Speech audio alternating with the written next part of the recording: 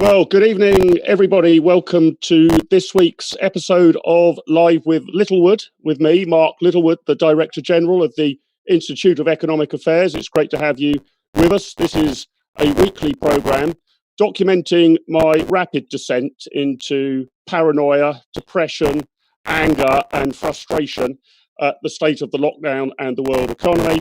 But on that bleak note, I can promise you over the next 90 minutes, you are in for a real treat. I am being joined by no fewer than 8 great heroes of the liberal free market movement. Later on in the show, I'll be joined by Madeline Grant of The Telegraph, Matt LESH of the Adam Smith Institute, author and journalist Toby Young, Rachel Cunliffe from City AM, John Ashmore, the editor of CapX, and the author and commentator Dominic Frisby. I'll introduce our first 2 guests in a moment, but to suffice it to say that over the next hour and analysis, commentary, suggestions and ideas of the X-Men of liberty, the Avengers of capitalism, the superheroes of... and I'm delighted to be joined by 2 of them right away, by Robert Colvile, the editor-in-chief at CapX and the director of the Centre for Policy Studies, very good friends of ours, just around the corner in Westminster. Good evening to you, Rob. Good evening, although I'm obviously not just around the corner in Westminster, unfortunately. Unfortunately, but it won't be too long, we hope. And the IEA's very own Head of Education, Dr. Stephen Davies, joining us from Manchester. Good evening, Steve. Good evening. So, Steve, I'm going to start with you, and I'm going to ask each of you about your thoughts on the economic fallout of this crisis, not just the coronavirus, but the response to it. If you can believe the statistics, we're now in a deep recession already. I think the Q1 numbers in Britain suggested the start of an economic downturn, and that's pretty worrying because the lockdown only came right at the end of March, right? I mean, most of Q1 was pretty normal. I was reading in the Telegraph today about the level of debt, public debt, that was we're going to come out with at the end of this. Probably something like this year's deficit will probably be something like 15% of GDP, about £300 billion or just shy thereof. And some comparisons were being made to the public debt position being as dreadful and as awful as coming out of the Second World War. An overused analogy, perhaps, but this is catastrophically bleak, isn't it, Steve? Well, yes, it does look very grim at the moment. There's no doubt about that. I mean, the appearances are that we're going to see the biggest fall in worldwide production, including British GDP, obviously, since the 1930s in the first 2 quarters this year and going into the 3rd quarter. Now, what we don't know yet is whether there'll be a quick rebound in the last quarter of this year, first part of next year, which is the optimistic case the Treasury is looking at, or whether there'll be a second wave of the pandemic, in which case we're looking at that bleak story continuing into the spring of next year. But either way, we're looking at a really big fall in output, and it's been partly deliberately caused by what governments have done in response to the pandemic. The only other thing, though, which is interesting, is that it appears that, from recent figures, countries that haven't had a lockdown, like Sweden or Japan, are doing pretty much as badly as countries that have had a lockdown, which is very counterintuitive, but that's what the predictions appear to show at the moment. So the grim conclusion is it's a pretty bad picture all round, actually. Just tease that out for us a bit, Steve, before I come to you, Rob. I mean, that really is counterintuitive, isn't it? Yes. I mean, obviously, if the entire world is in recession, then even if you don't have a single case of coronavirus in your own jurisdiction, you'd expect things to unravel. You know, if China's going backwards and America's going backwards and most of Western Europe's going backwards. But why is that? Is it actually that the laws don't matter as much as the practice, if you see what I mean? And even those places without massively enhanced state powers actually have an amazingly compliant population who are acting as if they are under authoritarian powers. Yes, something like that. In fact, there is other research being done at the moment that indicates that the big hit to output in most countries happened before the lockdown actually came into force. And that what has caused most of the damage is actually the voluntary response of ordinary people to the threat that they perceive from the virus. So, in other words, in a way, the lockdown has only slightly added to something that was already happening because of the way people were responding to the situation they felt they were in. Now, that's very interesting because we didn't get a response like this the last time we had a serious pandemic, which I can just about remember back in 1968-69. So clearly something has changed in the popular psychology, if you will, that makes this sort of thing much more of a problem than it was back then. And in the Swedish case, what their own predictions show is that about 50% of the hit they're predicting comes from the decline in the international economy. But the other 50% is from domestic consumption. And it's just that Swedes aren't spending as much money, they're not going to the bar as much, they're travelling as much. Rob, your job's to cheer us up. What do you and the CPS list? Is it as bleak and as gloomy as Steve and I have just painted, or can we bounce back from this pretty quickly? What's your prescription? Well, I'm sure it's not going to be difficult to tell me from a ray of sunshine on this. I mean, I was one of the first in a piece quite early on in this, where everyone was still talking about a V-shaped recovery, and that one I went, actually, look, guys, I'm talking to businesses. This is going to be ugly, and I think the V has been kind of going towards a U, and then maybe even an L. I think this is a really weird situation. I mean, as Steve touched on, like, for the first time in recorded history, governments across the Western world have deliberately plunged their economies into recession and have been cheered from the rafters by their populations for doing so. I remember, and Steve is completely right. This was driven by sort of public sentiment. I sort of remember in that final week before lockdown, when the government was saying that no schools need to stay open, the evidence is that they should stay open. My 5-year-old in his reception class, it went from 20 kids to one day to 15 to 10, and then by the end of the week, it was just like him and his teacher sitting there looking at each other. There was there was a just sort of general sort of atmosphere of fear, and I think the interesting thing that's happening now is, business and economic voices are saying, look, we can't.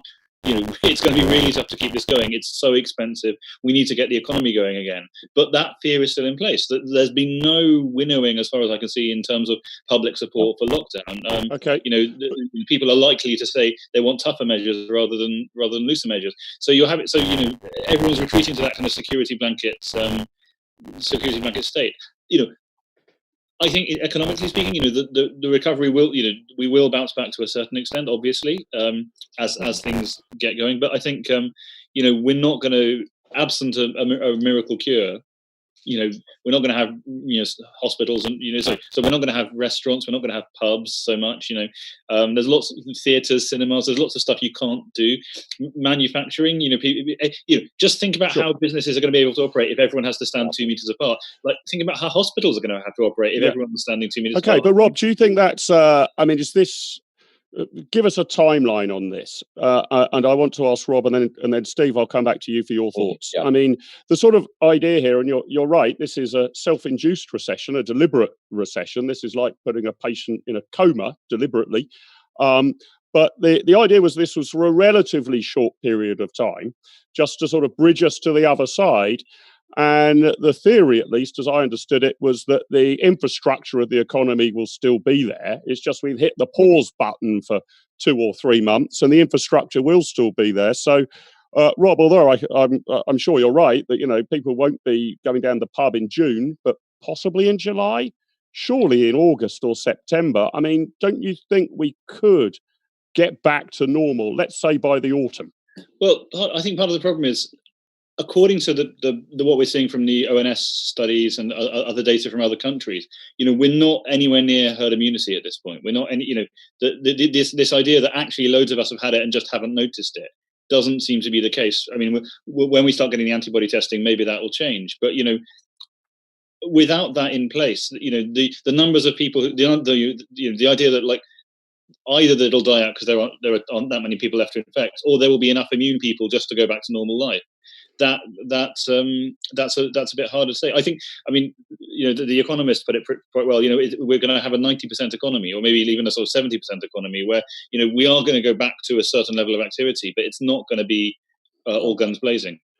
Steve, your thoughts on bounce back ability? I'm slightly more optimistic than Rob is, but I agree with his concluding remarks there. I think what we're looking at is a pretty prolonged period, about 18 months probably, where the economy is operating well below capacity. Now, if you think about what I said earlier and what Rob confirmed, the real problem here is, contrary to what I'm afraid a lot of people on our side are saying, it's not misguided government policy, it's the attitudes of the wider public, because that's what's driving the government policy, basically. And so the key to this, the way to escape it and get the pubs reopened again, is to restore public confidence. Now, the question is, how do you do that absent a vaccine? Now, I think the key to this, actually, is to have an accurate antibody test. That really would be a huge breakthrough. And to have a reliable and nationwide system of tests available at very short demand, so that people would know whether or not they were still vulnerable. And as more and more people discovered they were okay, then public confidence would rise. There's always going to be enough people who are reckless anyway, that when you combine that with people who now feel safe, you start to get a decline in the public anxiety. Fortunately, it does look as though we now have an accurate antibody test that was announced actually just today, because one of the big problems at the moment has been the tests we have are not sufficiently accurate. There are too many false positives and false negatives, basically. Okay, but let me ask you this as well, because the other advantage our policymakers should have since lockdown began is, the data's rolling in. I mean, hopefully the scientists are beginning to find antibody tests and, one hopes sooner rather than later a cure. But the data rolling in suggests this, doesn't it? If one's painting with a very, very thick brush on a very broad canvas, that the serious risks are almost entirely for those aged over 50, 60, perhaps even over 70. Middle-aged people at risk, elderly people, 70 plus, highly at risk. But in broad terms, if you're fit and healthy and under the age of 50, the risks here to life are trivial, aren't they? I mean, you might very well get ill and have to be in bed for a week, sweating it and feeling grim, just like getting flu, but it doesn't appear to be fatal. So aren't we in a situation where, again, painting on a broad canvas, the economically active should be able to return to work without too many worries, and the economically inactive, broadly those in their 70s and 80s, well, perhaps they should continue to self-isolate. But I mean, we've got lucky, haven't we, that this, from an economic point of view, that economically active people should basically, according to the data we've seen, be able to go about their normal business without too much fear. Steve? Well, yes, that's true. I mean, this is the actual inverse of what we had in the Great Flu pandemic of 1918 to 19, when it was actually the young and the fit who were most at risk, surprisingly. However, there's a problem with this. Suppose I'm, much younger than I am now, and I'm one of the economically active people you're talking about. I'm not just worried about catching the illness myself. I'm also worried about transmitting it to maybe my older relatives. So I think going down the routes that you're suggesting would require, basically, that everyone over a certain age, certainly over 70, would have to be effectively put into quarantine. And the trouble is, I just don't see that enough people are going to refuse to see their grandparents or elderly relatives for the time that will take, you see. So in one sense, it does look quite straightforward. We can just let the people working age, and certainly the people under 25, who appear to be at minimal risk, just go back to work and do their own thing. But the problem is they're not just worried about themselves. That's what makes it more tricky. Rob, what's your thoughts on this age cohort thing? Can we find a way to spring out of this because, by and large, economically active younger people have not much to fear, or am I painting far too simple a solution here? Well, I mean, one of the worrying things is that speaking to doctors, I know that actually they're quite surprised by how many younger people are turning up in ICU, and it's not just the elderly who are getting this. Although the survival figures are, you're right, much better. I think Steve's right in terms of it's very hard to, unless you have like a formal quarantine system in place, it's very hard to separate out the sheep from the goats, to separate out young people from their family members, to separate out care homes from the care home workers, for example, from the people those workers might meet. I think one of the killer with this disease is that asymptomatic period, right? It's that week or so when you're merrily infecting people and you've got no idea you've had it, which is, I think, one of the reasons why we really need to get the testing regime. It's great that we've got the testing regime where we've got it to, and we need to go even further. I'm personally, I'm a great believer in everything, but especially in this, in localism. I think as this passes, I think we are going to, the idea of a UK-wide policy, a UK-wide lockdown or alert level is going to become sort of more difficult to maintain. Obviously, you don't want people sort of fleeing hotspots and spreading the disease, but fundamentally there are going to be like places where there's a real problem and places where there are much less of one, and we need to be very sensitive to that and ensure that we can keep as much of the economy and as much of society going as we can in the places where the disease isn't as prevalent, and then be absolutely poised to crack down on it, and do the full kind of anti-civil liberties. Mr. Littlewood, you were on a train with someone who had the Rona 3 days ago. Could you please present yourself for testing? I think if we've got that type of stuff going, then it's much easier. I'm going to bring in 2 more guests in just a moment. I just wanted to explore this point a bit because, Rob, you do make an interesting point about localism. And the UK, of course, is pretty much, notwithstanding the Scottish, Welsh and Northern Irish assemblies, we're pretty much the most centralised government apparatus in the Western world. Perhaps not as centralised as North Korea, and certainly more democratic, but not far off as centralised. And it's not just, is it, a question of the right policy for the Highlands of Scotland being rather different to London? Isn't it also a case, I'll come to you, Steve Davies, for a thought here, that we want some experimentation. We want to sort of see if we can open primary schools in Derbyshire and whether that works fine. And if it does work fine, then open them in Nottinghamshire and Oxfordshire and the rest. Yeah, exactly. There's 2 different arguments here. One is that there isn't going to be a one-size-fits-all policy that works everywhere, as Rob said. But the other, as you say, is experimentation. I actually think it's a good thing that the devolved administrations have gone a different route to Boris Johnson and the government here in Westminster, because it means we are going to get a bit of a natural experiment and find out what works best. There's no alternative to that. And I'd also add, this is one of those occasions where we need to learn from the Germans, because looking at the testing thing, they were able to roll out a really effective testing program very, very early on, and one of the main reasons was that their health service is very, very decentralized, unlike ours. It's striking on the European mortality statistics. Germany collects on a state level. That's how decentralized it is. Yep, very interesting. I'm going to bring in now 2 new guests, but Robert and Steve, please stay with us. It's a great pleasure to welcome Madeline Grant. Welcome her back to the IEA. Maddie, it's wonderful to have you with us. Maddie is, of course, the assistant comment editor at the Telegraph and a Sunday Telegraph columnist. But as I was saying, she was once of this parish as the editorial manager at the IEA. Good evening to you, Maddie. I hope you've managed to join us satisfactorily. Can you hear me? We can hear you. We can't see you, but we can hear you.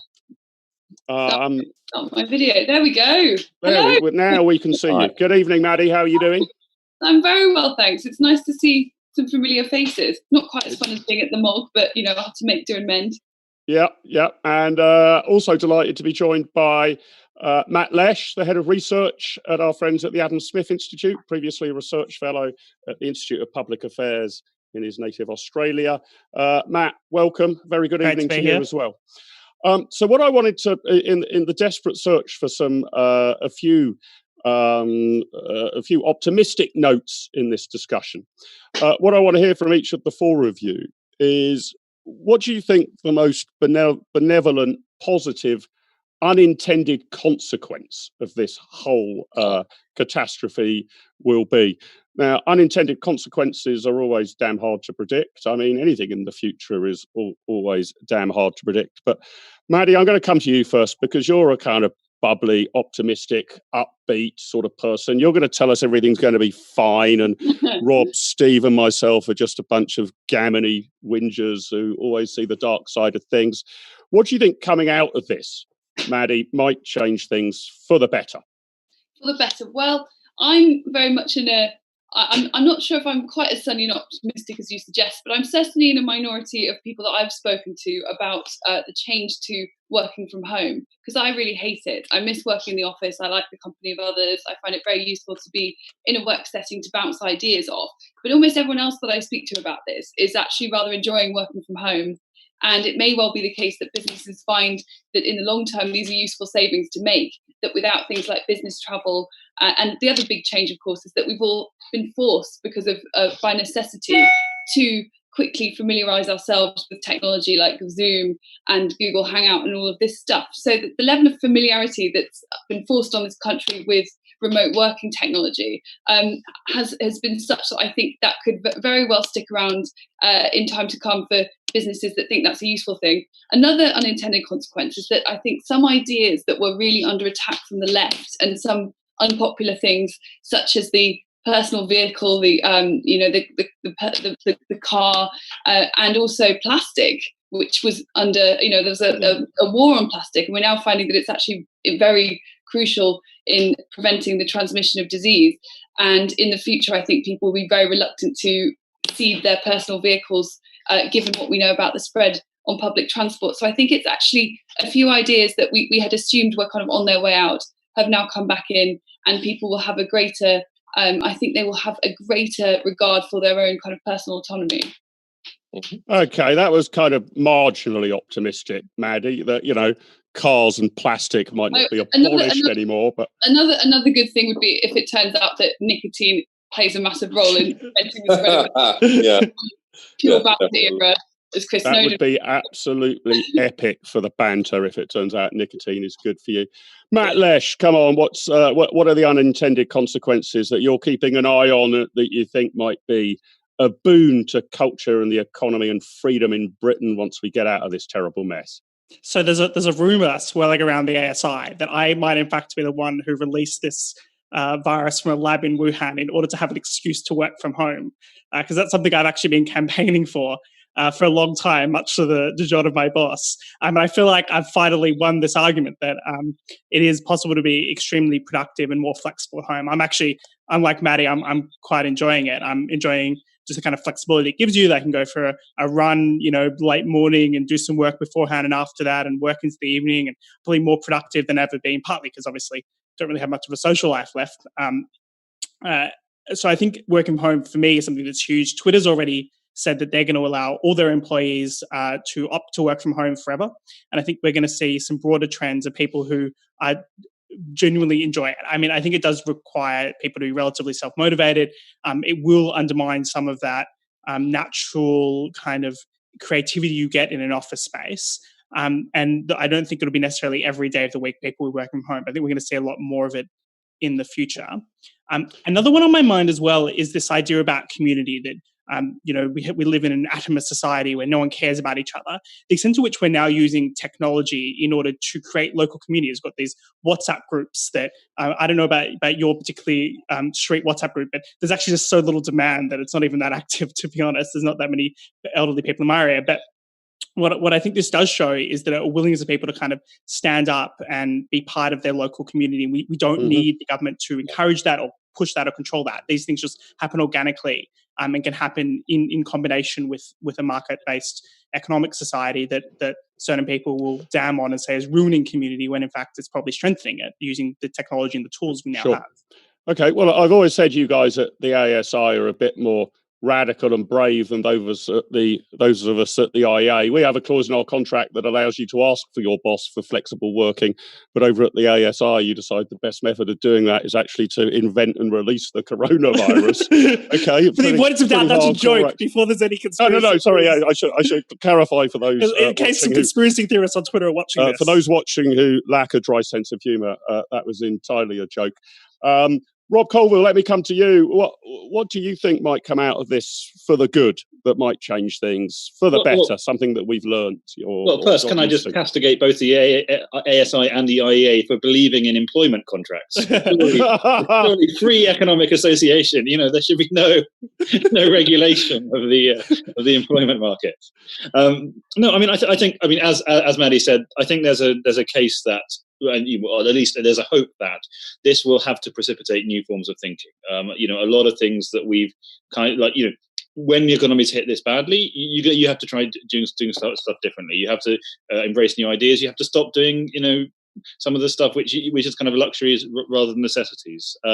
We've seen, suddenly someone went, hey, why is it that pubs can't just deliver food if it's, and I mean, I think that kind of, or, that kind of sort of, rethinking some of the sort of pettier rules and regulations, and letting people have a bit more freedom, I think could be good, and could come out of this. The other thing I think as well is just like, I think lockdown has shown us our souls, and all of those wankers who always talked about if they got more free time, they'd write a book, or they'd paint beautiful portraits, have been revealed for, as we always knew, what they're going to do is sit on the couch and watch Netflix. And so from now on, no one is allowed to talk about their beautiful spirit. If you didn't do it during lockdown, you're never going to do it. You don't get to talk about how one of these days you're going to pack it all in and go write sort of haiku about snowdrops or whatever.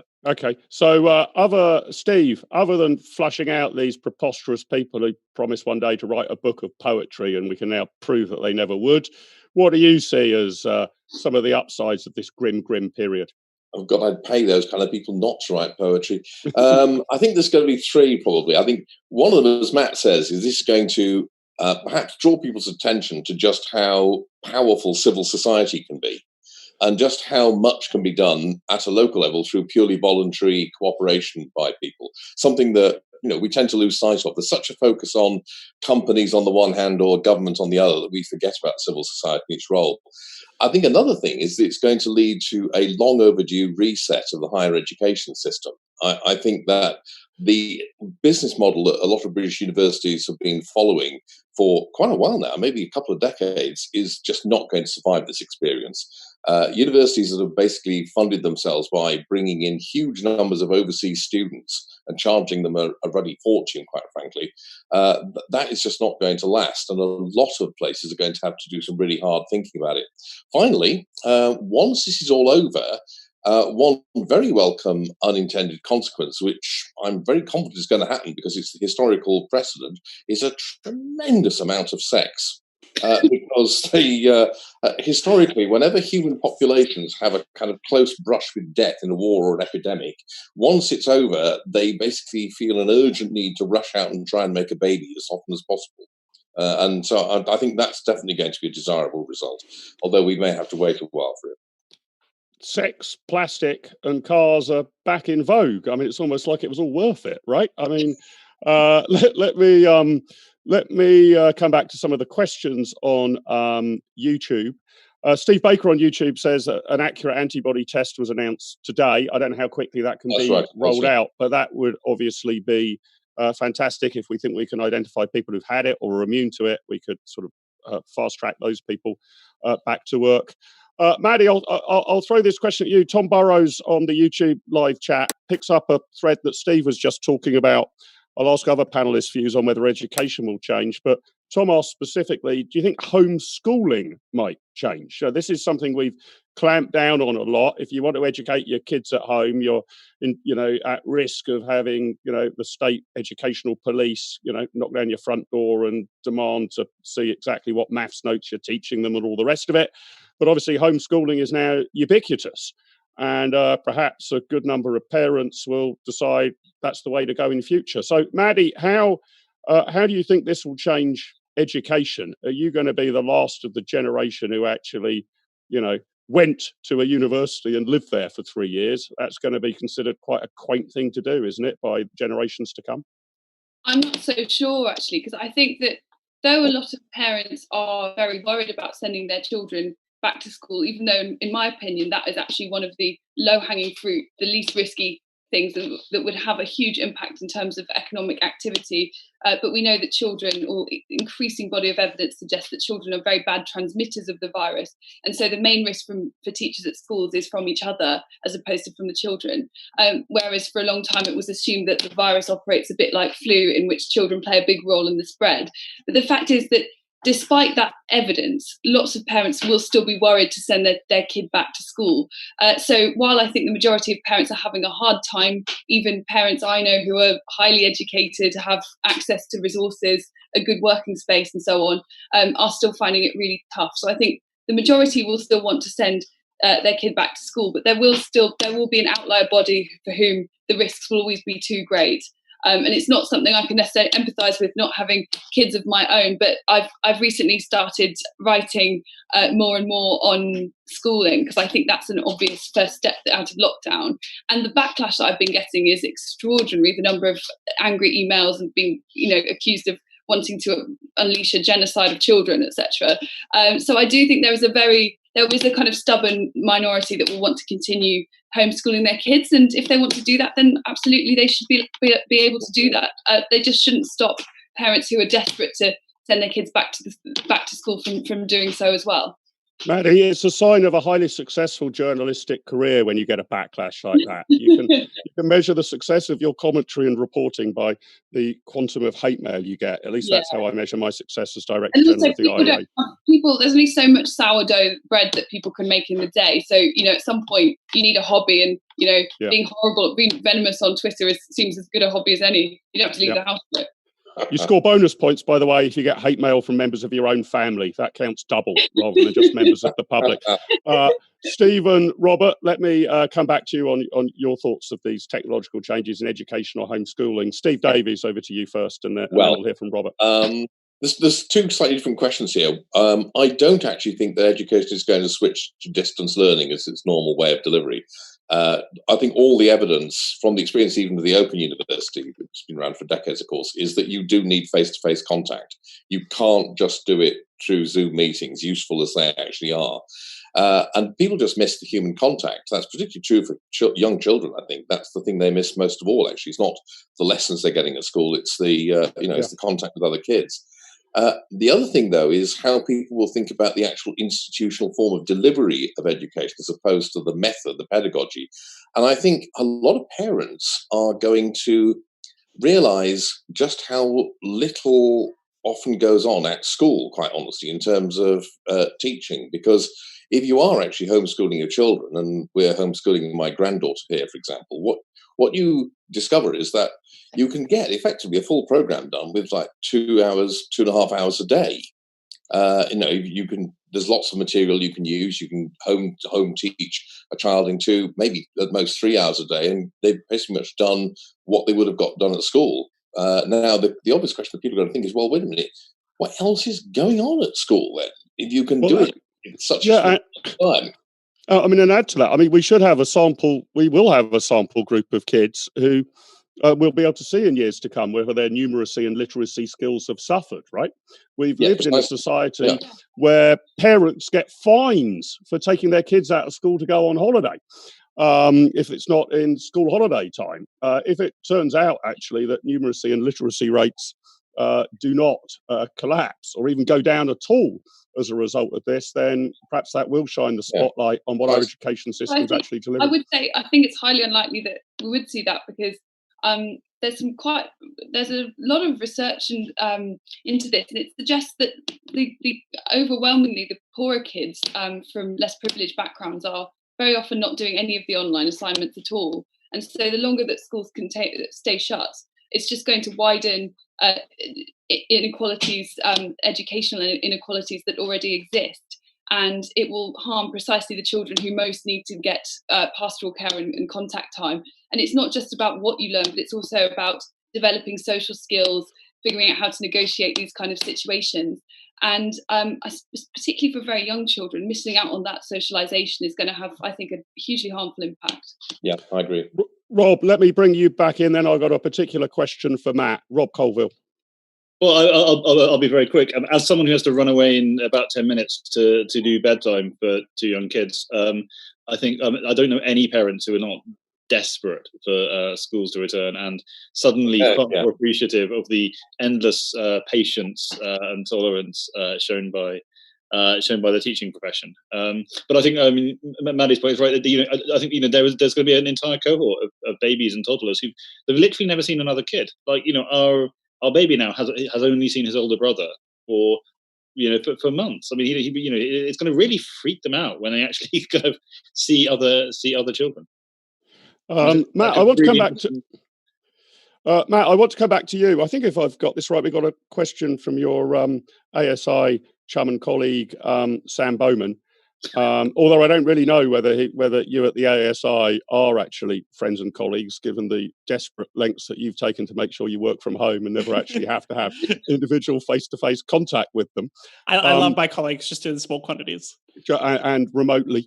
You love them virtually. I can switch them off that way. No. This is about protection of the vulnerable, really. And at the top of the show, I was asking Rob and Steve about sort of, could we find a way to relax things for the under 50s, but, perhaps have either stronger rules or stronger guidance for the over 60s or whatever, just because of the data that's coming in on who is most monumentally impacted by this. This question is, which I think is from Sam, ask Matt its view on this. Protect the vulnerable, but it must, of course, be their choice as to whether and how they self-isolate or quarantine. So again, I'm still, as a kind of libertarian-minded kind of fellow, I'm a bit surprised that there isn't more of a chorus from all of you guys about relaxing guidance on this, relaxing laws and having guidance. So a bit like, the government tells people that it's a good idea to practice safe sex, which we're promised by Steve there'll be lots more of in the future. Don't drink too much. Yeah, not necessarily. Don't drink too much. Don't smoke. Eat 5 fruit and veg a day. But it's not the law that you have to eat 5 fruit and veg a day. It's not the law that you can't smoke cigarettes. So, Matt, do you think we should move towards guidance and perhaps different guidance for different age cohorts, but quickly make this voluntary and trust the sensibilities of the British population?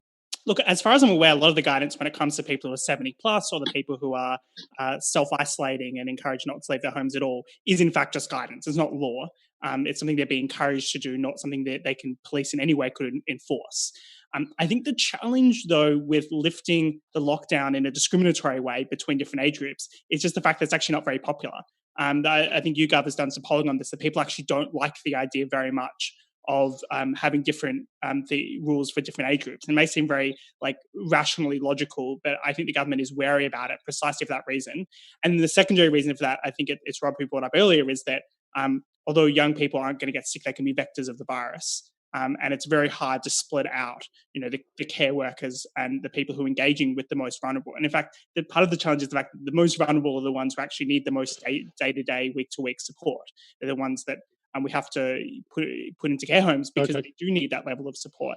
I think it's something we're going to have to work towards. And I think one of the best features of this week, and this is something I think hasn't been appreciated enough, is the fact that we are increasingly moving from a situation where the government is telling us to stay at home and very prescriptive about what we're supposed to do, to one where they're actually giving us a lot more trust and a lot more responsibility. Yeah. And we're seeing that when it comes to going back to work, is the government has issued guidance, not commandments to businesses. We're told to stay alert, which I think is actually quite an appropriate slogan, even though it's been insulted quite a lot. And I think potentially even Labor and the unions have overstepped here when they've been going on about this not being appropriate, to let people be a little bit more free and responsible.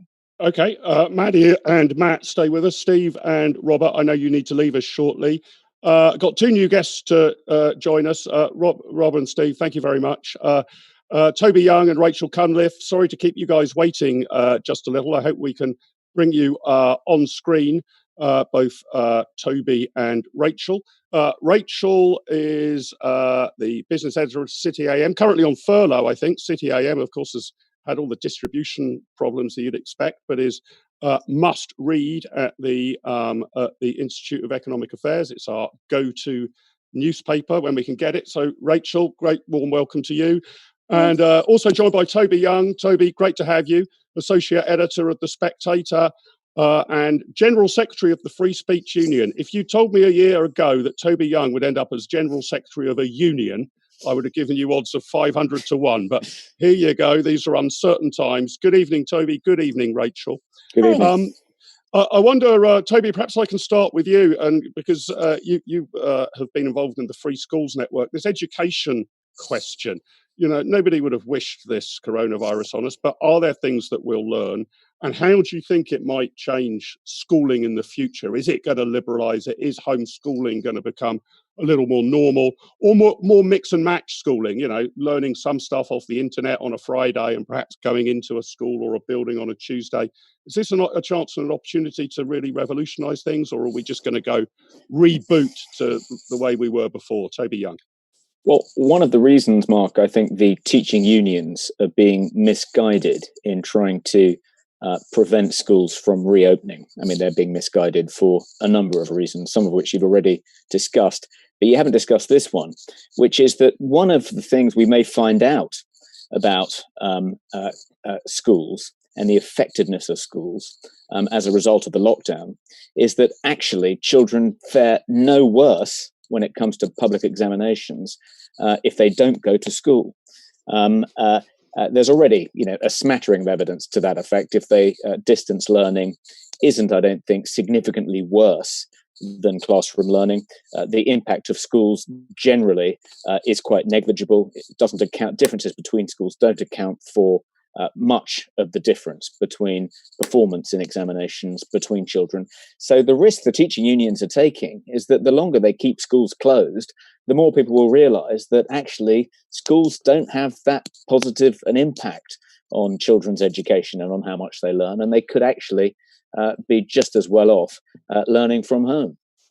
Rachel, your thoughts on this? Is our state schooling system as much of a pathetic rounding error as Toby suggests it might actually be? What are your thoughts on how this could change education, Rachel? I think it's quite interesting that me and Maddie, who are two childless women, have become the strongest advocates for children's education over the last week. And I've said similar things to her and got similar backlash. And people have said, you're not a parent. And I've said, no, I care about your child's education. How does that make me selfish?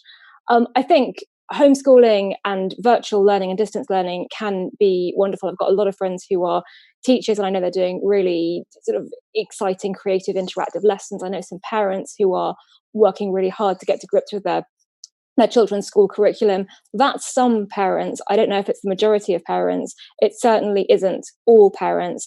I mean, starting from the bottom up, 7% of children in this country don't have an internet connection at home. So the amount of learning that those children are doing is going to be minimal. Equally, it's wonderful if parents have time to teach their children at the moment, but a lot of parents have full-time working jobs, whether they're single or in households with two working parents. It's very difficult to raise children without two working parents. And trust me, because I'm in a house with two toddlers at the moment, sharing childcare in a blended family, and it is absolutely impossible to get work done when you're trying to supervise them, and certainly difficult to do the kind of creative, interactive, deep learning that a lot of parents are. So it's wonderful that some parents can do that. I think saying that there isn't a place for the school system for the families who are a bit less fortunate and less able to do that is a bit optimistic. Yeah, I'm pretty sure I learned most things as a kid by reading books. I didn't have the internet as a kid, and arguing with my mates. I think we need more of that. Toby, you wanted to come back? Yeah, I was going to say, just to make a more serious point, I do think that one of the impacts of homeschooling so many children during the lockdown is that attainment gaps between disadvantaged children and their peers are likely to increase. Yeah. The negative impact of being homeschooled is obviously much lower for middle-class children with supportive parents who make sure they're up at the right time and sitting in front of the computer and handing in their homework. And if you look at various polls that have been done, the evidence seems to suggest that fewer than 10% of children from disadvantaged homes are actually engaging in the online lessons that their schools are providing, insofar as their schools are providing any at all. But I don't think that the most catastrophic impact of the lockdowns across the world is going to be that it has a negative impact on children's education. There are other more catastrophic impacts on children. So UNICEF, for instance, published a report, I think yesterday, estimating that one of the effects of lockdowns in low and middle income countries is that up to 1 million children and 600,000 mothers will actually die as a result of the suspension of public health programs in those countries that have locked down in low and middle income countries. So there are some really dramatic, damaging impacts of the lockdowns on children. the damage to their education, I think, is the lesser of them. Very interesting. Maddie, I want to bring you back in now, and I want to widen this discussion out to the lockdown itself. I guess from my point of view, I was broadly sympathetic to the government when they sort of announced some lockdown measures, just because it seemed to me that nobody could really know the size and the scale of the tsunami that was about to hit us. And, you know, I couldn't blame politicians for being relatively cautious. But now I think I'm an end it now person. Yeah. The argument was protect the NHS. I mean, this was news to me. I thought I paid my taxpayers' money to the NHS so it could protect me. I didn't realise I had to pay them my taxpayers' money and then also protect them in my spare time when I wasn't able to go to work. But I've done my best to carry out my civic duty in that regard. But don't you think, Maddie, it's time to end it now, really? That doesn't mean that people won't die. But the initial claim was flatten the sombrero, make sure the health service can cope with the numbers, that there's the capacity there. There was comfortably the capacity there. The Nightingale hospitals have barely been touched. All these ventilators that Matt Hancock said he was willing to pay any amount of money for, we haven't needed all of them. But it's not just that the goalposts have moved. I mean, they're now sort of implying we'll keep lockdown until we've defeated the virus. That's not moving the goalposts. That's a wholly different sport. Where are you on lockdown, Maddie? End it now? I wouldn't end it entirely tomorrow, but I would definitely end it faster than the government seems to be doing. And I think, as Steve Davies said earlier, I think it's being heavily dictated to, or rather led by, public opinion in absence of its own kind of sophisticated end the lockdown strategy. It knows that one of the things that has going for it is the fact that there is widespread public support for these measures. Whether that continues as people continue to feel the pinch, as people realise that for many people, furlough is actually a kind of temporary reprieve from unemployment, that's another question. But right now, I think there is an absence of political courage, and I think there are some obvious first steps out of lockdown that should be taken a lot faster than is currently happening. And the justification for it has changed. But actually, I think that part of the problem is that the government has almost been a victim of its own messaging in a way, because it stay home. I hate the fact that it's stay home and not stay at home. But anyway, that's not the major gripe with it. But stay home. There's also grammatical crimes against us, as well as, I know, that no one's talking political about. crimes. Yeah. But it was a really effective message in the same way that Get Brexit Done and Vote Leave Take Back Control. It really cut through, and the government was, in this country, we're all a vanishing minority. Anyone who's willing to criticise the NHS or discuss reforming its essential structure in any way, we're in the vanishing minority. So when it invoked the NHS like that, it actually became a focal point for this massive collectivist fervour, and people complied readily with it. I think for a very large part of that was due to the role of the NHS. So now crafting a strategy that now says don't stay at home, go to work, it's going to be really difficult, because the messages will have to be a bit more sophisticated, because you don't want to encourage everyone to go out. The government wouldn't want to encourage everyone to go out and live exactly as normal, but you also don't want things to be exactly as they are.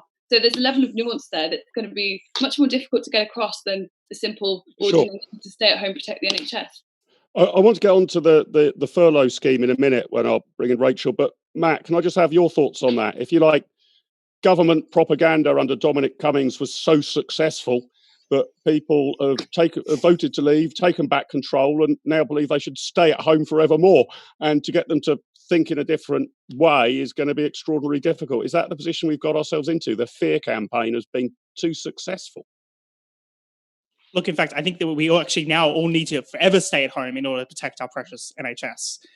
We can't risk potentially. I've actually realised in Lambeth, the big banners they have up with the logo actually reverse the order. So they say save lives. They say stay home, save lives, protect the NHS, which I think is perhaps says quite a lot. Almost certainly the communications campaign was too effective. Save lives was never, stay at home was never literally actually stay at home. You always supposed to go to work if you couldn't work from home.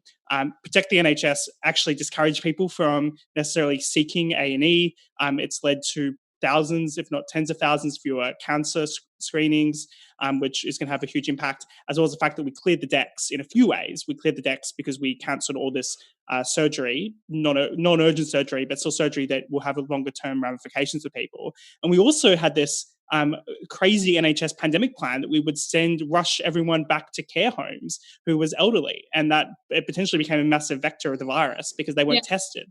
Or there were even cases when people were tested and they didn't tell the care home staff that they were tested positive because they thought they could just isolate just fine at these care homes, which were not set up in any way to allow for people to isolate. So it's been a complete So the protect the disaster. NHS thing became, we don't want people to die in hospitals, but they'll die in care homes instead. So we didn't get the Lombury or the New York situation where we had people overflowing, but we had a lot of other deaths instead. Now, there's even also the point about London ambulances had to change their advice in mid-April about when they would encourage someone to go to hospital based upon their blood oxygen level reading. And the concern was that, in fact, there might be other people who ended up dying at home because they weren't sent to hospital because they didn't get the oxygen treatment that could have saved their lives. So just keeping the NHS clear and the ICU beds never filling up and whatever else might have actually been quite costly. Toby, I'll come to you in just a minute. Toby, I'll come to you in just a minute. I just want to bring Rachel back in, then I'll come to you, Toby. Rachel, your thoughts on liberalising lockdown, but I also wanted your thoughts on the furlough scheme, which I initially thought was, intended to keep viable jobs and companies in business for a very short-term bridge. Basically put certain employees and businesses in the deep freeze for 3 or 4 weeks or a couple of months. But this is now running through to October. This is getting a lot more than just a sort of a few weeks stretch. What's your view, Rachel, on how we should go about easing the lockdown, at what speed, and the increasing cost the government's taking on to furlough workers and support businesses? So I'm going to declare an interest here in that I've been furloughed, and so feel free to disregard everything that I say from this point onwards. The government made a decision, and actually I think it was the right decision, that keeping businesses that would be viable going and keeping those jobs existing but on ice would be less costly in the long term than allowing those businesses to go bust and allowing all those people to be unemployed. I think there's also an ethical point there, which is if you tell people we are not going to allow you to work and we're not going to give you any compensation for that, then suddenly the ethics and the morality of the entire lockdown is called into question. Look at what's happening in the US. They've got, I think, a quarter of their population are now unemployed. And we know from experience that people who are unemployed in the long term struggle to get back into the labour market, and there are all kinds of other related issues of addiction and poverty and depression. So that was what the government was trying to avoid. Again, they thought it was going to be short term. And to second what's already been said, the lockdown, originally they said 3 weeks. We all knew, I think, it was going to be more like 6 to 8, but now it's shifted to we can't release this until we know we are 100% safe. We are never going to be 100% safe. Yeah. The WHO says on a daily basis, we need to learn how to live with this virus. We need to come up with a new normal. The new normal cannot be most people not working, which means that we have to find a way, and I don't have an answer for it, we have to find a way of establishing which businesses can come back safely and which ones are just not going to be viable in the new normal that we create, and what balance we want there to be. How many people are we willing to make unemployed, possibly forever, and how many sectors are we prepared to destroy, and how many businesses, again, possibly forever, to save a certain number of lives, which brings me on to sort of ending the lockdown.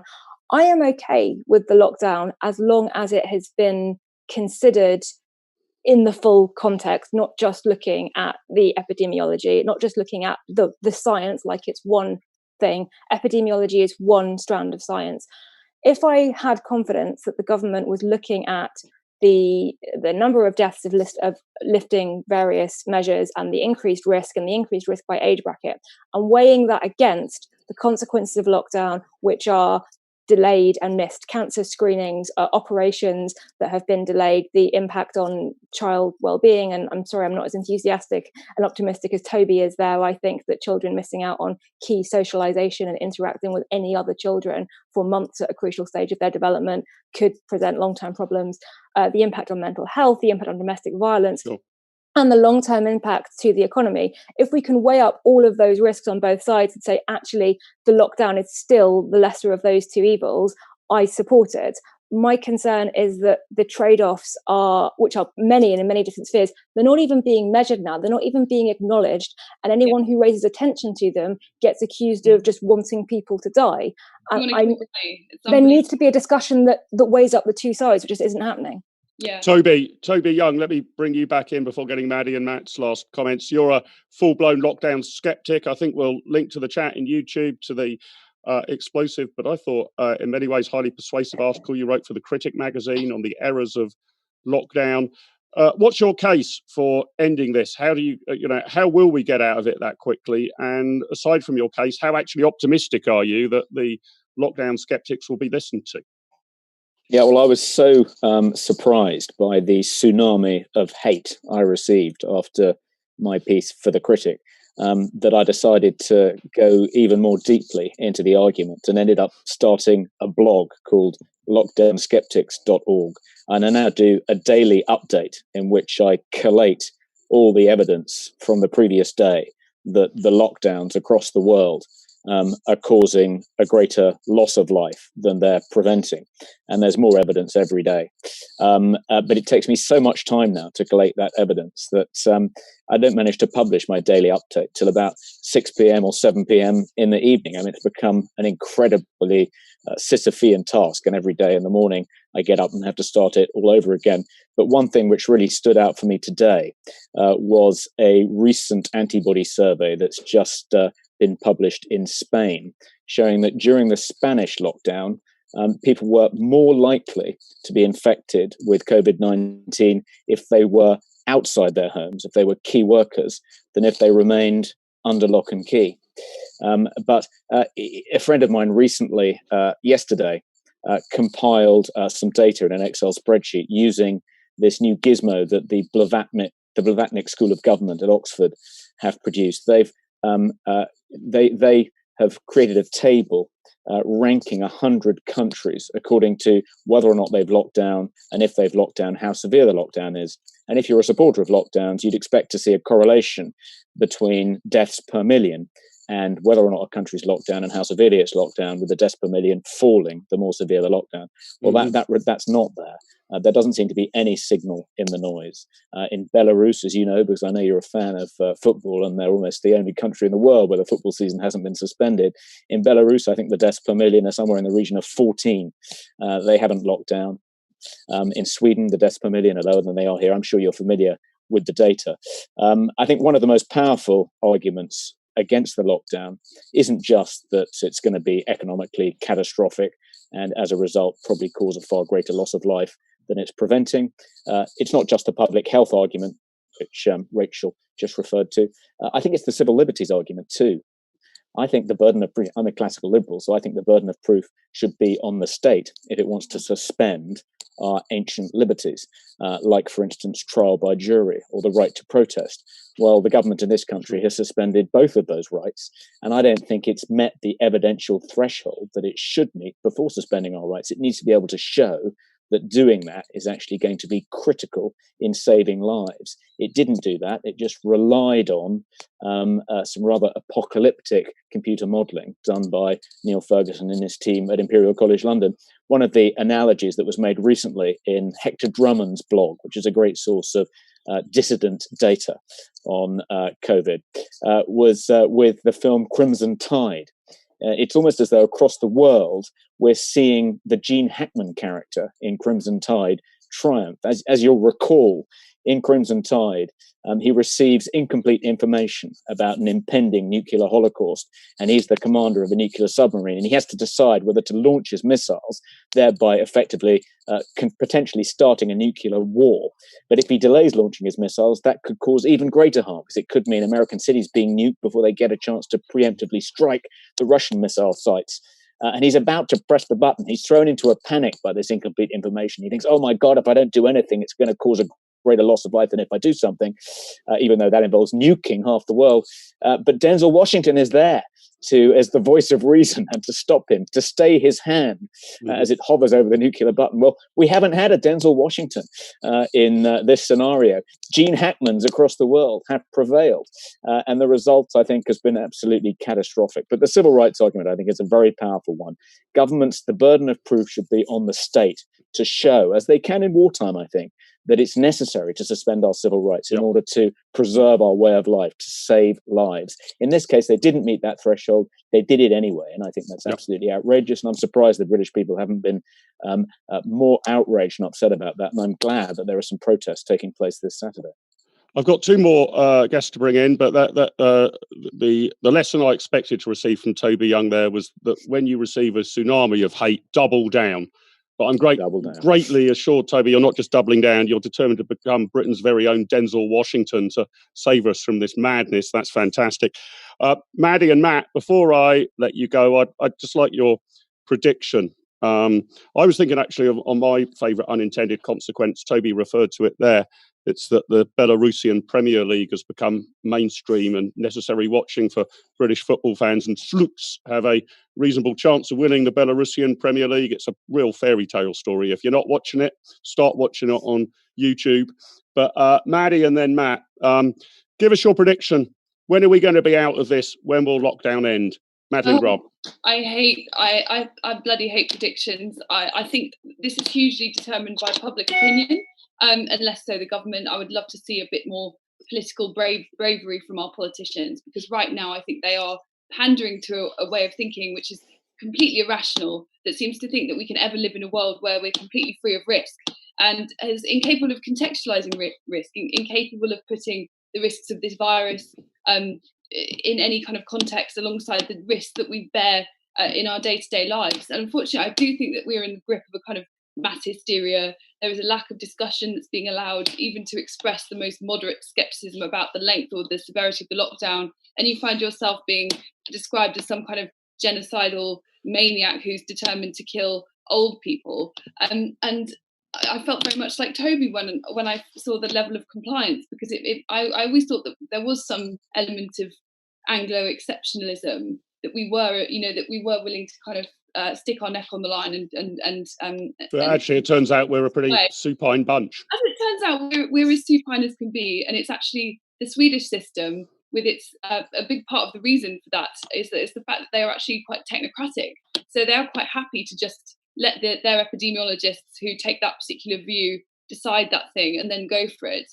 And they've been in the face of a great deal of political pressure, they've continued maintaining that line.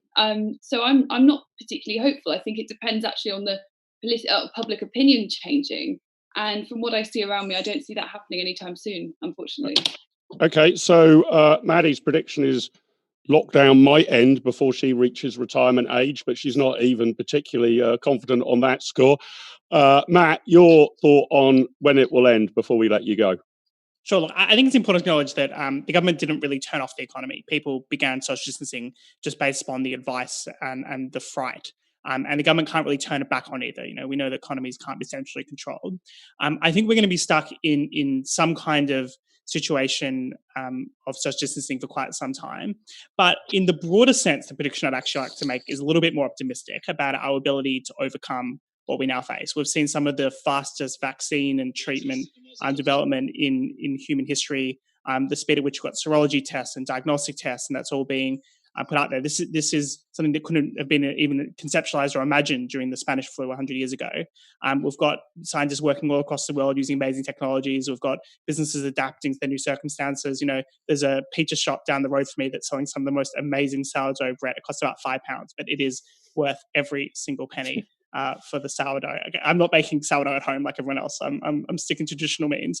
So I think we should be optimistic about our ability to be dynamic and entrepreneurial and face the challenges ahead of us in the years to come. And give me an upbeat date then, not just an upbeat. An upbeat date. Look, honestly, I think it's going to be a phase thing, because we're not going to. Human behaviour isn't going to reach back to any kind of normality until we feel completely safe. And even then, there's some surveys suggest people are going to travel less and eat out less and go to theatres less, even when there's a vaccine. I don't think we're going to be. I think we're going to be much closer to normal before a vaccine, but I don't think we're ever going to be the same again. We may never get a vaccine. I think it's really important to realise this. A lot of people seem to think it's riding over the horizon to save us, and they don't want to accept the hard truth that actually this level of risk is something that at some point we have to confront. We have to be brave and accept that this is just one of many risks that we face in our day-to-day lives, and to not prevent that from living our lives. Sure. I think Maddie, Matt, thanks for joining us. I've got to introduce two new guests. Lovely to see you. Keep the flame of freedom flying, my friends. Two more guests to introduce. Toby and Rachel, please do stay with us if you can.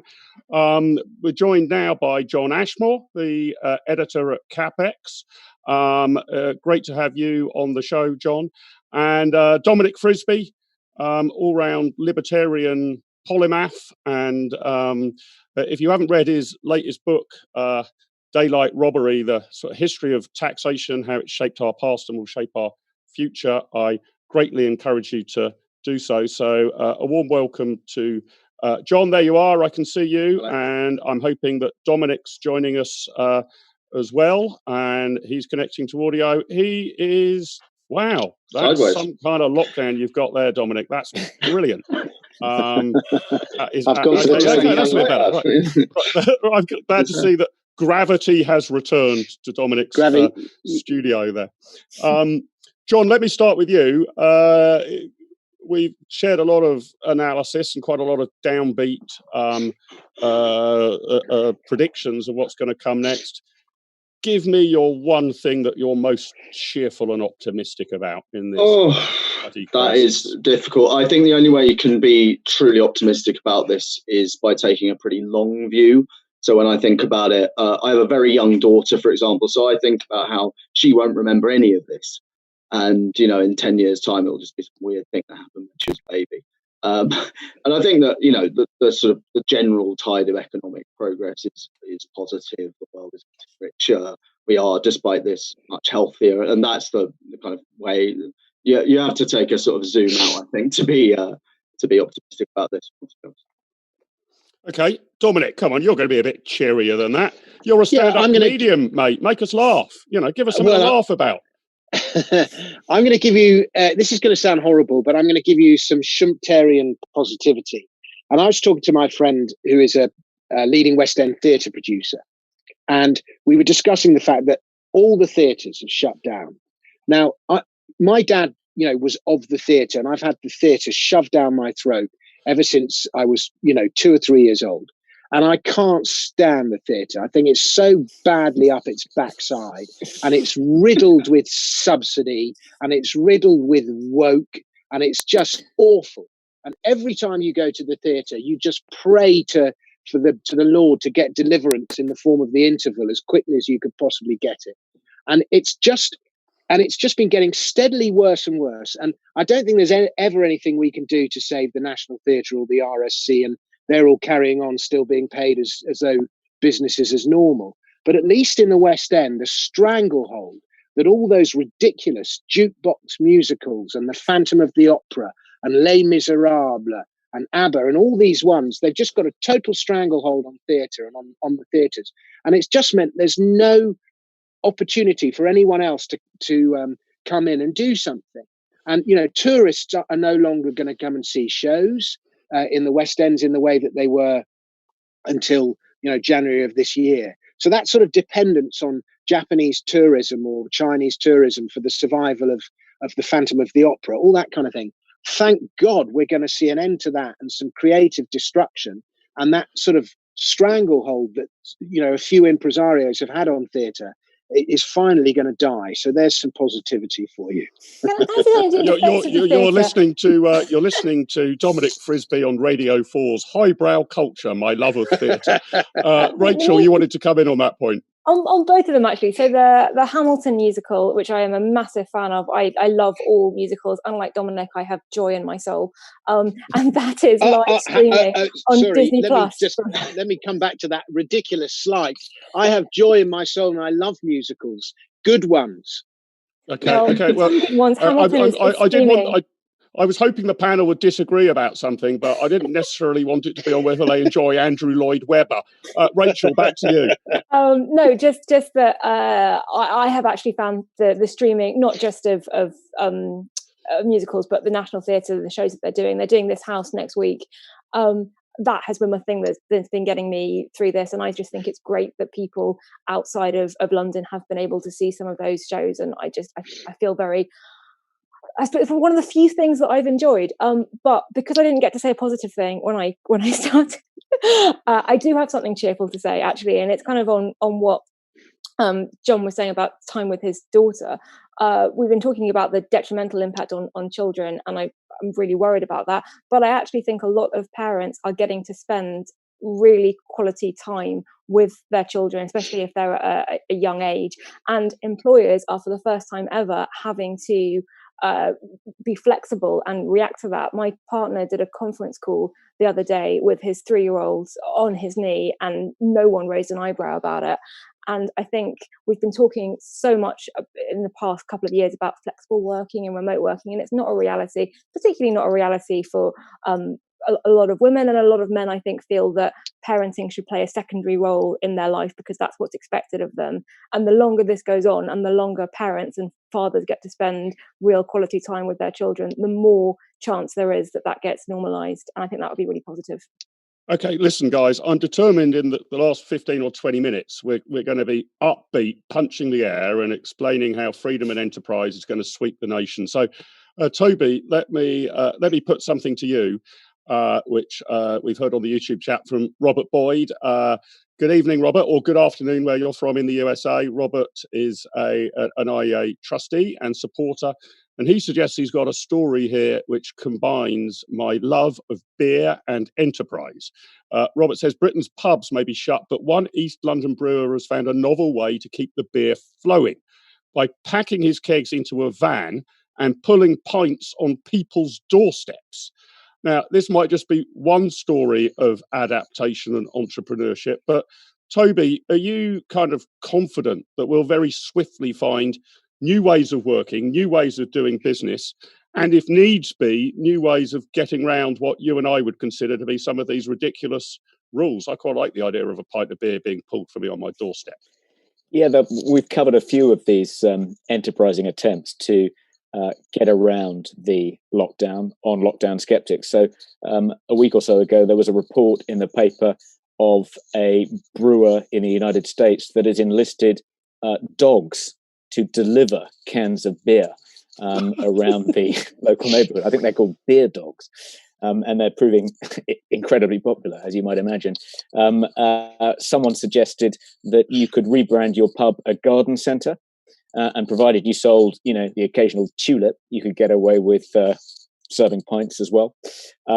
There's someone came up with an ingenious suggestion. If you want to have a drink with your best mate at home, because you're still not allowed to fraternise at your home with someone from another household, only outside your home. The thing to do is to get your house listed as for sale with an estate agent, because estate agents are now permitted to work. Get your friend to call the estate agent and describe a house very like yours. And then the estate agent will bring your friend round as a prospective buyer, at which point you can say, I'll tow him round, it's all right. You can say goodbye to the estate agent and uncork a bottle of wine. Well, that's just brilliant. You also found a useful role for estate agents in the modern world. John, let me come back to you. You said, okay, it's all going to be a bit grim in the short term, but the long-term fundamentals are still there for sort of growth and enterprise and freedom and capitalism. Tell us why you're robust over the longer term, and if your young daughter doesn't actually remember what's going on at the moment, but when she actually enters the workforce, that you can be confident that the economy will be bouncing along nicely and she'll be far richer than you are and live in a much more prosperous world and all the rest of it.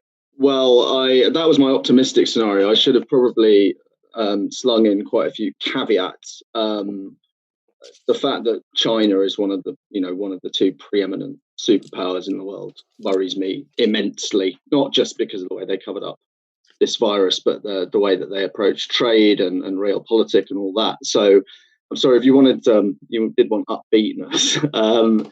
I think the future can be bright if we sort of stick to our guns and try to lead in terms of free trade. And we had a piece yesterday, just for a little plug, from Liam Fox, saying that the key part of the recovery is going to be the UK and other like-minded countries leading proper, effective reform organisations like the WTO. So yeah, I mean, those are the kind of areas that I'm interested in over the next few years. I think that it's very important, to push back against the idea that this virus is against globalization. I think that anyone can hitch their agenda to this virus. We've seen socialists do it, communitarians, whatever you want. I think that free trade is absolutely essential to not just our recovery, but to every country's recovery, and that we should all fight for that as hard as we ever have done. Okay, so in my desperate effort to squeeze some positivity from each of the four of you, perhaps I can do so by, let's kind of consider what the post-mortem or the reckoning up of this is going to be. Dominic, you were extremely enthusiastic about the prospect of Andrew Lloyd Webber having a bad war, but when we get to the end of this, John's just mentioned the WTO. Do you think that some of the institutions, countries, and institutional frameworks that have been subpar, or in some cases catastrophic, might face a day of reckoning? I.e., you might think that a case can be made that if China was actually a more open, more liberal democracy rather than a pseudo-fascist capitalist state, in fact, the whistleblower would have been listened to, this would have been contained a lot faster, and the lesson that we need to learn from this is that dictatorships are not just a threat to their own population, but a potential catastrophe for planet Earth. I've got Public Health England firmly in my sniper scope.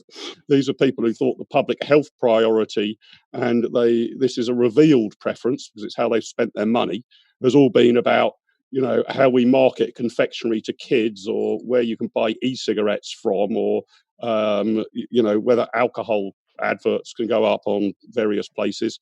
They spent hardly any of their money making sure that we keep a beady eye on bat soup coming out of Wutan. So I think they've got quite a heck of a lot to answer for. Dominic, when we get to the reckoning up, do you think that from the perspective of classical liberals, some of the bad guys have got a lot of explaining to do, and a lot of explaining they won't be able to do?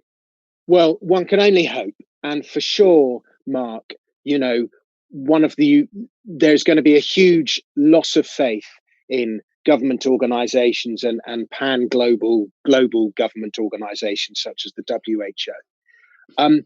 But if you look at 2008, one of the criticisms of the lead up to the financial crisis in 2008 was that the regulation was already there, it just wasn't properly followed. And then in the wake of 2008, we got all this anger and so on.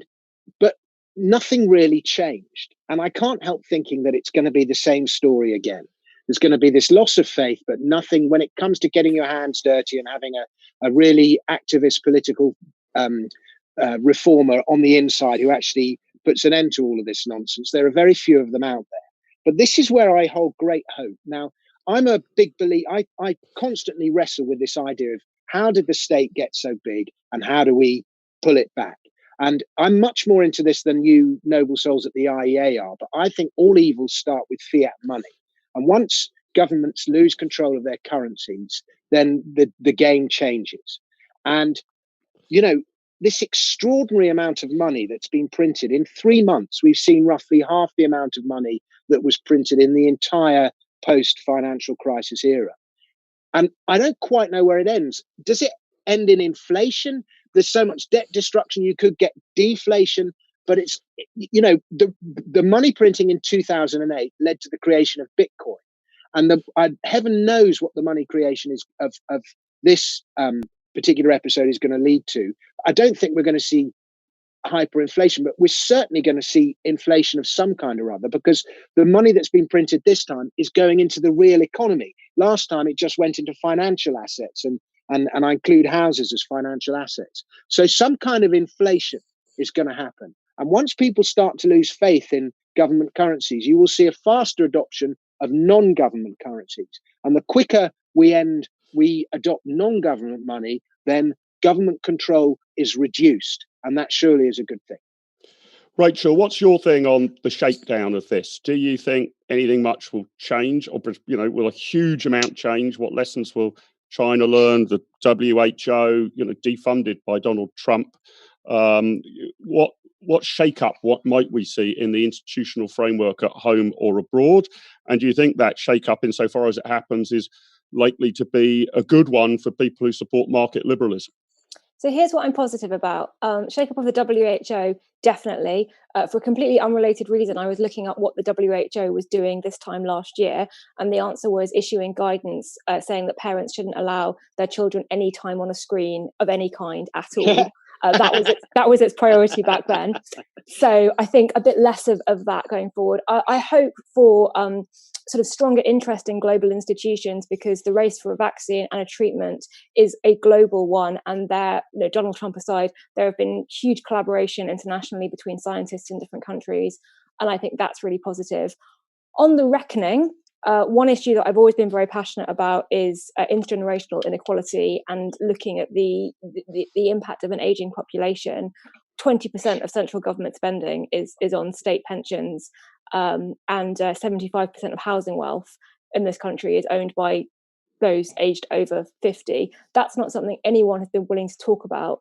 I wonder now, when we look at how much money has been spent at the protecting and prolonging the lives of people in a certain age bracket, which may be the right and the ethical thing to do, we start to talk a little bit more honestly and openly about who should bear the cost of that and how to bear the cost of that, and whether the retirement system as it currently is sustainable. And we start to talk about how social care should be funded and the role of individual wealth and responsibility in that conversation. But in terms of market liberalism, I should say that I am almost certainly the most left-wing person on this panel. I'm also someone who has never voted Conservative in my life. I'm a kind of wishy-washy liberal. Me and Dominic, great. But this whole experience, experiences that are as deeply sort of shocking and traumatic as something like this, they stay in the national consciousness. The wartime generation had a particular way of looking at the world. And my response from this has been, I do not trust the government. I used to think that the government was people who had a lot of information that I didn't have, who were making difficult decisions, but with the best people and the best arguments. And I was kind of okay with the state making some decisions because I trusted them. I don't feel that anymore. And I wonder, for my generation and the generation below me going through this, looking at how the government has handled it and how it's clear that while the virus wasn't caused by the government, there have been catastrophic errors. That sense of, can we really trust what's going on in our centres of political power? That's certainly going to last a lifetime for me, and I don't think I'll be the only one. So that's something positive for you. Great. Well, I'm starting to feel a bit more optimistic now. Crummy West End musicals are out, Bitcoin's in, and the printing presses are off, and now, Rachel, even more so, that young people are going to become increasingly sceptical about the political establishment and central planning. This sounds, over the long run, it could be pretty good. Toby, where do you think we'll end up when the imaginary, probably rather than real, Truth and Reconciliation Committee meets and decides who's to blame for this? Are you optimistic we might get some institutional reform in the right places? Well, one would hope so. I do think that the consensus will eventually arrive at the conclusion that locking down whole populations, which incidentally has never been tried before as a way of trying to mitigate the impact of pandemics, it's an entirely new policy. It began in China at the beginning of the year, first time in history, done on that sort of scale, whole populations, quarantining the healthy as well as the sick. Never been done before. I believe it will be judged to be the most catastrophic policy error in the history of humankind. It'll be judged to be a colossal and needless act of self-harm. And then I think people will look at the people responsible for that colossal mistake. And they are people we're very familiar with: senior academics, public health pangendrums, left-of-centre politicians, the people running international organizations like the WHO. We're familiar with these people, left-of-centre policy pangendrums. Now, they've been making these sorts of mistakes for several centuries, which is wildly overestimating the ability of states to address really serious problems, wildly underestimating the unintended consequences of those large state interventions, not caring about the incontinent increase in public expenditure and the resulting ramifications from that. All the mistakes they've made in the past in imagining that they are far more powerful, that they can bend nature itself to their will, that the application of science and evidence can solve any problem mankind is confronting and can even overcome the restraints of nature itself. That hubris, that long-standing progressive illusion, one would hope will finally be shattered, because they've never quite done as much damage as they've done in the last 3 or 4 months. So I hope that Rachel is right, and there will be a kind of global loss of faith in this kind of ruling international elite, these citizens of anywhere. But like Dominic, I fear that they will survive and somehow come back even stronger than before, in spite of having been proved wrong on quite such a global scale. Can I ask you a question? Dominic, let me bring you back in. I noticed when Rachel was saying that she had never voted Conservative and was a wishy-washy Liberal, you pointed at yourself as well. I assume that was about never voting Conservative rather than self-identifying as a wishy-washy Liberal. I don't know. I've never voted. I've never voted Conservative. The one time I was tempted, I was living in Wandsworth, but it was actually in Sadiq Khan's bit of tooting, and I was tempted to vote against him. I think that was 2011. But I just wanted to very quickly ask Toby a question about what he just said, if that's all right, Mark, which is, like, Toby, you know Boris presumably a little bit from your time at The Spectator. You worked with him. Now, his hand has been in this lockdown as much as anyone's. And I wonder if it's because of the way he's been advised, or because he had the virus himself pretty badly.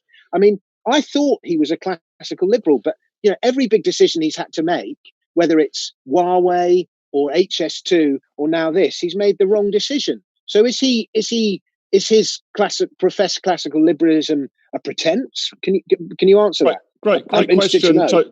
Toby, why do you always make the right decisions, but all of your mates always make the wrong decisions?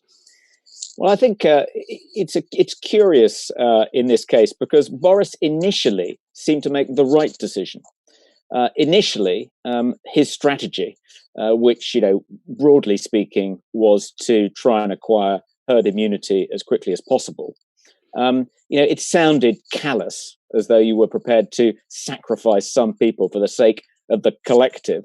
But nonetheless, I think that was the right policy. And insofar as that has been the policy pursued by the Swedish government, it looks as though Sweden will be far better off, and their economy will emerge from this disaster, this crisis, much more quickly than ours. And I was extremely pleased that Boris was responding in that way. And it made me proud to think that I had voted Conservative at the last general election.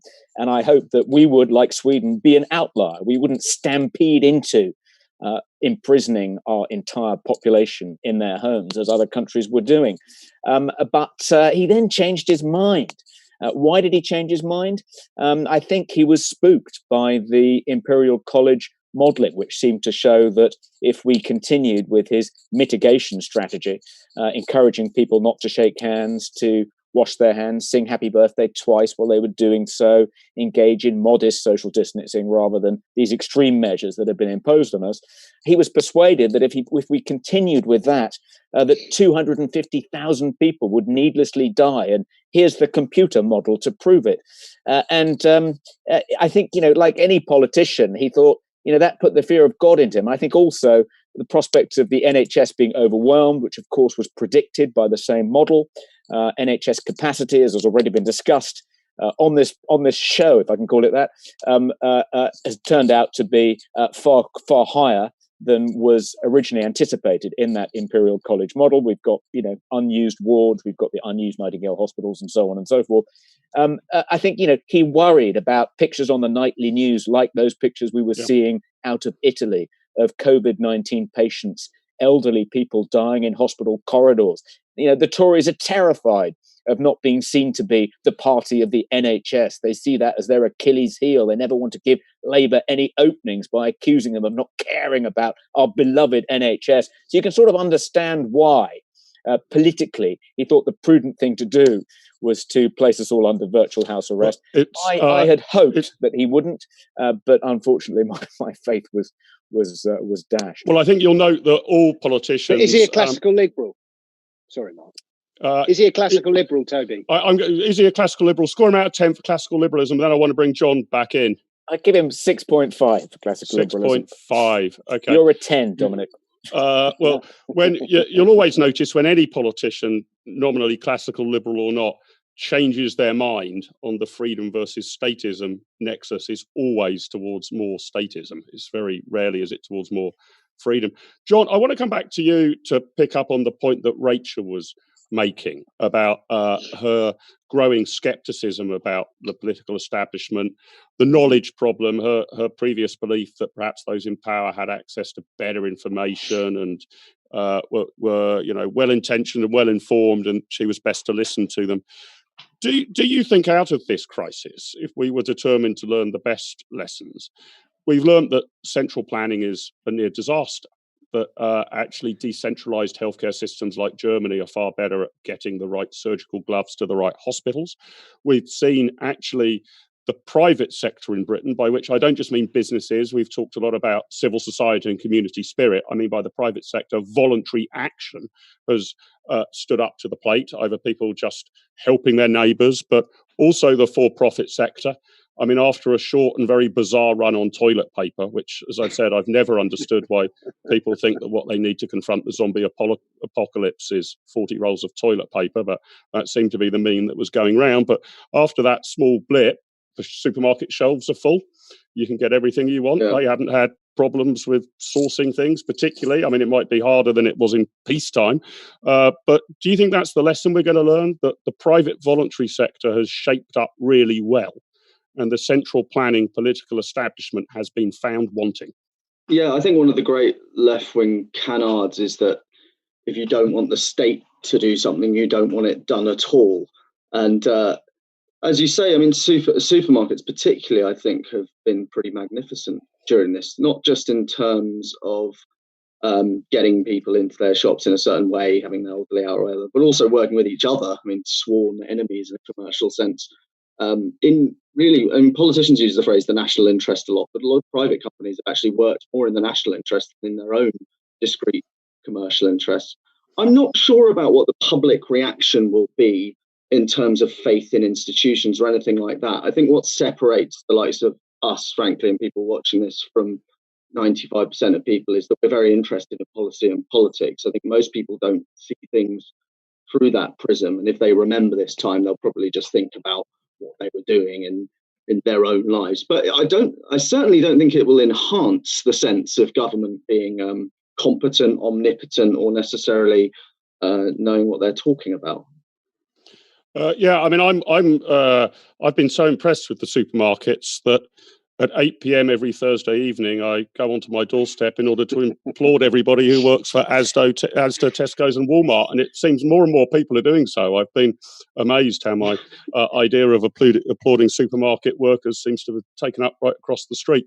Listen, what I want to do... The traffic wardens, Mark. Reporting them, yeah, absolutely right. Listen, what I want to do to draw things to a close is to give each of you the floor. Last week's show, I asked various people to rate things out of 10. And one of them was how optimistic they were. Last week I was a 4. That's fallen to a 3. So I'm a 3 out of 10 optimism. But my optimism index is over the next 2 to 3 years. So you need to think ahead to 2022, 2023. I'm not asking you to think ahead 20 years, but I'm also not asking you to think ahead just 20 days.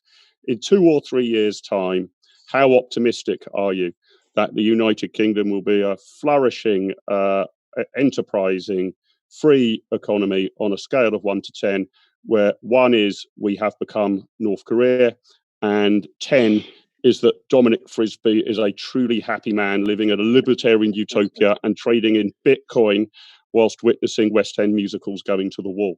That's the spectrum. And Rachel, I'll start with you. Over the next 2 or 3 years, from the prospect of freedom and liberty and enterprise, what's your number? 6. I think that's enough time for things to bounce back a bit and for the mindset to change. 6 from Rachel. Toby Young. I'm going to go 1 below. I'm going to go with a 5. 5. And is that because it's unpredictable, or because you genuinely think things are middling?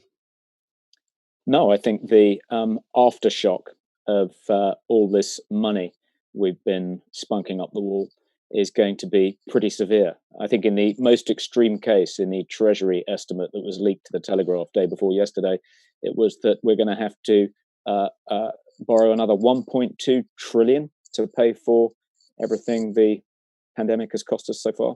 That's a lot of money. John?